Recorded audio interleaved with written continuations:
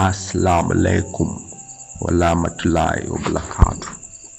Sidhani kama nitakuwa nimetamka salamu kwa usahihi, ila ningeweza kujielimisha dini walau nisiwe mjinga. Ila siwezi kubadili nywele zangu ziwe za Kiarabu singa. Siwezi badili rangi ya ngozi yangu kwa kujisinga, na sioni namna ya kukiepuka ambacho wazazi wako wamekipinga. Hata kama ningelisilimu nikaitamka shahada, hata kama ningelihifadhi Qur'ani na ziada, ingekuwa sawa na kupiga nafsi yangu mnada, maana isingekuwa kwa ajili ya Mungu, ingekuwa ni kwa ajili ya kukupata. Pamoja na upendo baina yetu, huenda halikupangwa fungu letu, au huenda uharamu wa penzi letu umejengwa na utofauti kati yetu. Naumia ila sina zaidi ya kuridhia.